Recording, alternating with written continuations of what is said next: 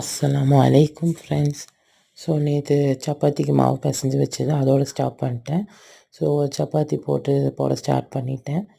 இத்தனை வயசானாலும் இத்தனை வருஷம் ஆனாலும் எனக்கு வராத ஒரே ஒரு விஷயம் இந்த சப்பாத்தியை ப்ராப்பர் ஷேப்பில் ரவுண்ட் ஷேப்பில் கொண்டு வரது தான். ஒவ்வொன்றும் ஓவல் ஷேப்பில் வரும், வேறு வேறு ஷேப்ஸில் வரும். அதுக்கப்புறம் உலகத்துலேயே யாருக்கும் தெரியாத ரொம்ப ஒரு கஷ்டமான டிஷ்ஷு செய்ய ஸ்டார்ட் பண்ணிட்டேன். அதுதான் கேசரி. அது எல்லாத்துக்கும் தெரிஞ்சது தான், இருந்தாலும் பரவாயில்ல சொல்கிறேன். இந்த சின்ன டம்ளரில் கேசரிக்கு ரவை எடுத்துக்கிட்டேன். ரவை எடுத்ததுக்கப்புறம் அதை நல்லா பேனில் ட்ரை ரோஸ்ட் பண்ணிவிட்டு அதை ஒரு நல்ல காஞ்ச பிளேட்டில் மாற்றி வச்சுக்கணும். மாற்றி வச்சுக்கிட்டதுக்கப்புறம் முந்திரி, திராட்சை, ஏலக்காய் 3யுமே ஒன்றாவே எடுத்துக்கிட்டேன். பின்ன பேனில் கொஞ்சம் ஒரு 3 டீஸ்பூன் நெய்யை ஆட் பண்ணிக்கிட்டேன். அதுக்கப்புறம் அதில் அந்த ட்ரை ஃப்ரூட்ஸு நட்ஸும் போட்டுக்கிட்டதுக்கப்புறம் அதை நல்லா ரோஸ்ட் பண்ணிவிட்டு நம்ம ரவா எடுத்த கப்போட அளவுக்கு 3.5 கிளாஸஸ் வாட்டர் ஆட் பண்ணிக்கிட்டேன். அதுக்கப்புறம் கொஞ்சம் ஃப்ளேவருக்கு கலர் பவுடர் ஆட் பண்ணிக்கிட்டேன்.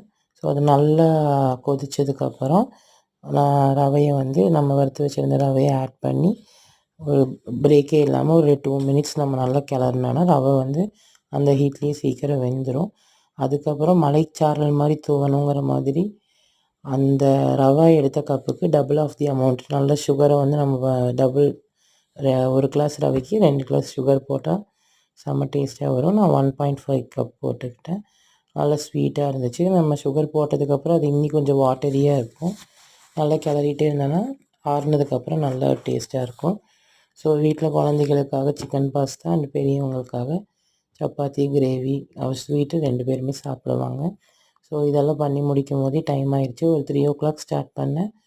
ஒரு 5 ஓ கிளாக் பக்கம் முடிச்சுட்டு எல்லாம் பேக் பண்ணி கிளம்பும் போது ஒரு 5:30 ஆயிடுச்சு. Chicken pasta and chapati, kesari, chicken gravy எல்லாம் பேக் பண்ணிவிட்டு அம்மா வீட்டுக்கு கிளம்பியாச்சு. கரெக்டாக நம்ம கிளம்புற டைமும் இஃப்தாரோட டைம் ஆயிடுச்சு. ஸோ அந்த சன் செட் ஆகிற சீனரியும் ரொம்ப அழகாக இருந்துச்சு. அஸ்ஸலாமு அலைக்கும்.